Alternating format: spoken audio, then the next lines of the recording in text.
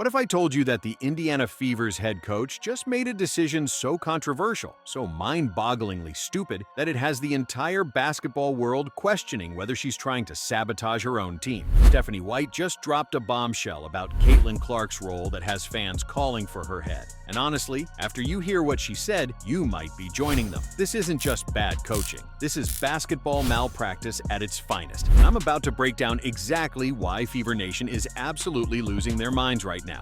Caitlin Clark does return to the floor. How is she going to help elevate this team even more down the stretch of the season? Well, she demands so much gravity on the defensive end of the floor. She's constantly seeing multiple players, and she makes the right reads and makes the right plays for our group. So she's going to continue to allow us to stretch the floor. We're going to be able to, I think everybody else will be able to get more higher percentage looks because of what she demands on the defensive end of the floor.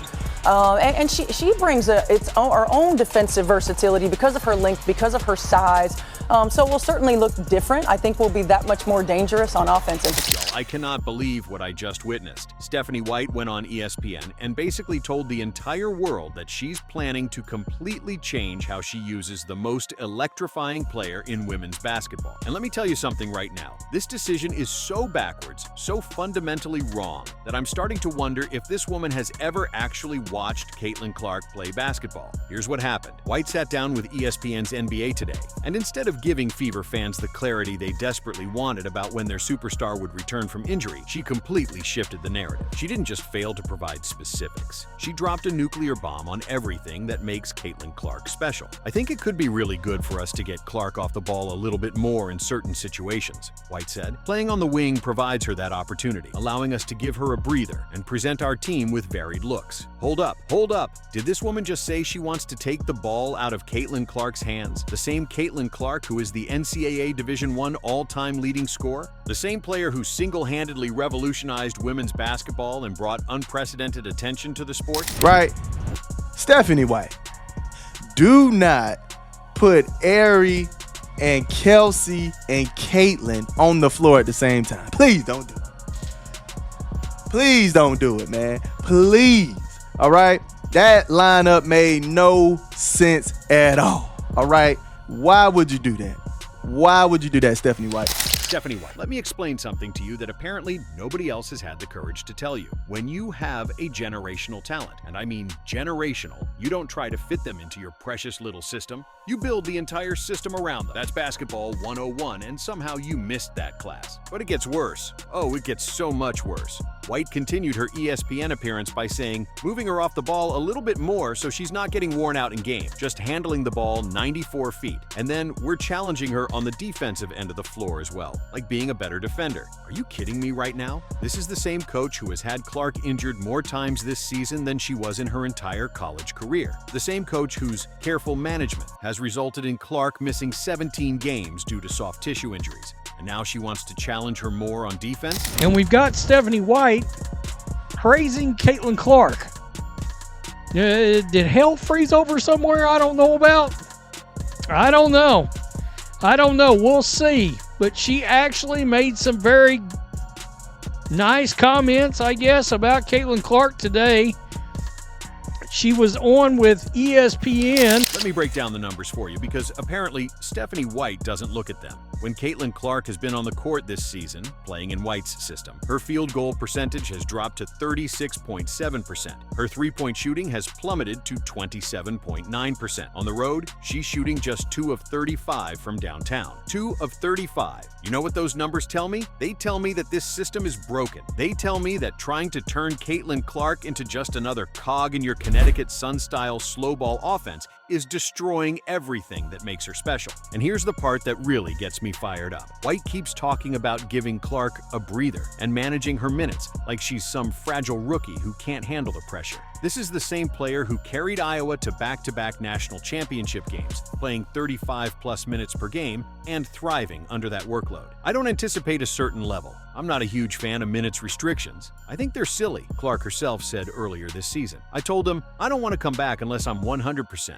Why would I be out there to play 20 minutes? Even Clark knows this approach is ridiculous. She's literally telling her coach that she doesn't want to be limited, and White's response is to limit her even more by taking the ball out of her hands. Thankfully, she went on ESPN and didn't use the phrase blasting in the skies. Like, I mean this when I say this. Like, I've said this about Stephanie White plenty of times. I actually think Stephanie White's a hell of a coach. So many people are like, oh, you've done nothing but criticize Stephanie White. I think she's got flaws. I think her rotations are iffy. I think her game plans are good. I think her defense is good. And I think her ability to get a team together is pretty good. I think she likes to play a bit slow, but she is very good. What Stephanie White is really good at is making players and teams play better than they should. If you like what you hear, please subscribe. Let me paint you a picture of what this looks like in practice. Remember Clark's return game against the Golden State Valkyries? Playing in White's new system, relegated to more of an off-ball role, Clark managed just 10 points on 4 of 12 shooting, one of her worst performances of the season. That's what happens when you try to make a Ferrari drive like a Honda Civic. The physical punishment Clark has endured this season is staggering. 17% of all flagrant fouls in the WNBA this season have been committed against her. 17%! When one player is absorbing that much punishment, you'd think a competent coach would design plays to protect her, get her easier looks, maybe run some screens to free her up. But no, Stephanie White's solution is to move her off the ball and challenge her more on defense. It's like watching someone pour gasoline on a fire and wondering why it keeps getting bigger. And let's talk about the elephant in the room, a comparison to what actually works. Last season, under Christy Sides, the Fever went 20-20 and made the playoffs for the first time since 2016. Sides had her flaws, absolutely, but she understood one fundamental truth that White apparently doesn't. Caitlin Clark needs to be the centerpiece of everything you do. When Clark was allowed to play her natural game last season, magic happened. She was setting records for assists, adding nearly 3 points per game to her average, and the Fever were beating nearly everybody down the stretch. That's what happens when you let greatness be great instead of trying to contain it. In everything that we do, for us, moving her off the ball a little bit more so she's not getting worn out in game, just handling the ball 94 feet. And then we're challenging her on the defensive end of the floor as well, like being a better defender. The best that for us as an opponent, you want to attack a good offensive player by making them play on the defensive end, putting them through the ringer.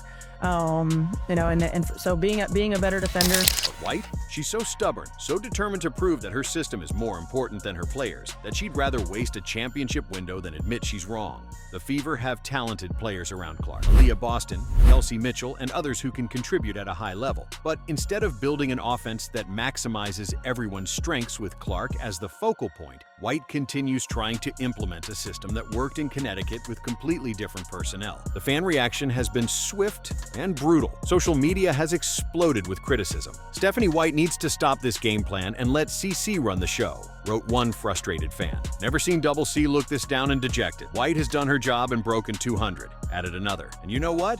They're absolutely right. We're not tuning in to watch White's Connecticut Sun-style grinded-out offense. We want to see Clark do what she does best, create magic with the ball in her hands, make impossible shots, and elevate everyone around her. Instead, we're getting a watered-down version of a generational talent being asked to play within constraints that diminish her impact. Here's what really gets me about this whole situation. White talks about Clark like she's some role player returning from a long-term injury, not the face of the franchise and the most talented player in the league. We're going to take it one step at a time, one day at a time, she says, as if Clark hasn't already proven she can handle whatever you throw at her. Can you imagine Magic Johnson being told to play off the ball because the coach wanted to give him a breather? Or John Stockton being asked to stand in the corner while someone else ran the offense? It's absurd. Yet that's exactly what White is proposing for a player who should have the ball in her hands as much as possible. On the entire league.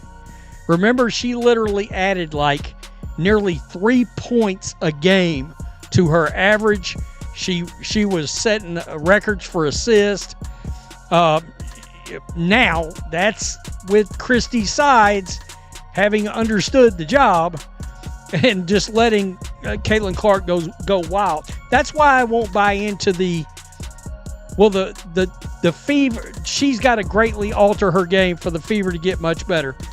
No, she came back last year. She went scorched earth, and they were beating nearly everybody. And let's talk about the timing of all this. Clark just put on an absolute clinic against the New York Liberty, showing exactly what happens when she's allowed to take over a game. She hit clutch three-pointers, made incredible passes, and completely shifted the momentum of the game through sheer force of will. That performance was a masterclass in why you build your entire offense around a player like Clark. But instead of learning from that success, White wants to move her away from what made that performance possible. It's like watching someone discover fire and then deciding they'd rather go back to rubbing sticks together. The psychological impact of White's approach can't be ignored either.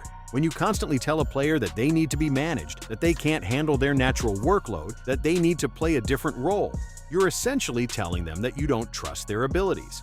For a competitor like Clark, who has thrived on proving doubters wrong her entire career, this has to be incredibly frustrating. You can see it in her body language during press conferences when this topic comes up. She's clearly not happy about being asked to play a role that doesn't suit her strengths. And why should she be? She's proven at every level that she's at her best when she has the freedom to create and control the game. What makes this even more maddening is that White actually praised Clark in that ESPN interview, talking about how she demands so much gravity on the defensive end and how she makes the right reads and plays for our group. If you understand that Clark creates all these advantages for your team, why would you want to minimize her impact by moving her off the ball? No matter how many games they win, they lost more games without Caitlin Clark playing.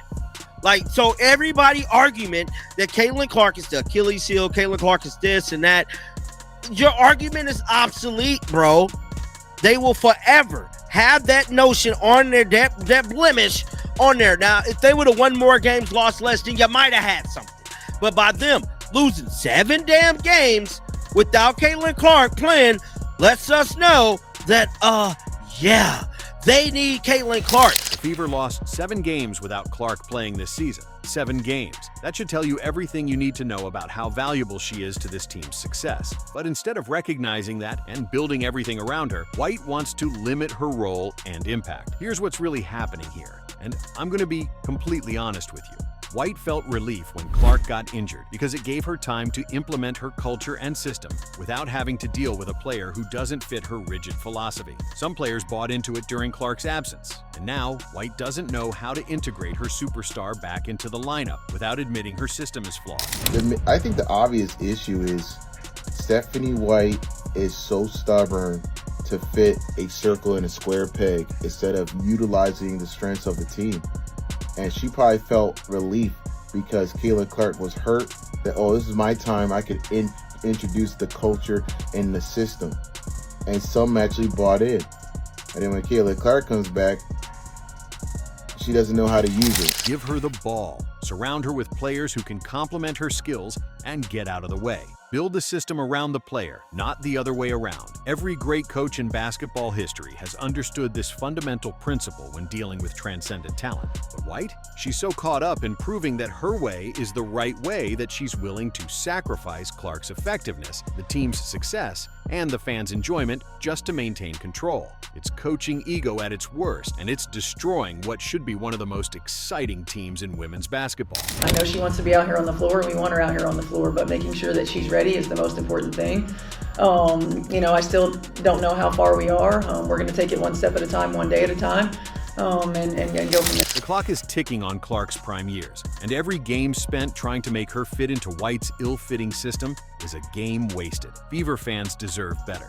Caitlin Clark deserves better. And if White can't or won't adapt her philosophy to maximize the talents of the most gifted player in women's basketball, then maybe it's time for the organization to find someone who will. Because at the end of the day, this isn't about Stephanie White's coaching philosophy or her precious system. This is about maximizing the potential of a once-in-a-generation talent who has already proven she can dominate at the highest level when given the freedom to play her natural game. The evidence is right there in front of us. When Clark is unleashed, magic happens. When she's constrained, mediocrity follows. It's that simple. Thanks for watching, sports fans. If you like what you see, please smash that like button and subscribe. You want to be notified? Click the bell. See you in the next video. Now, let's go!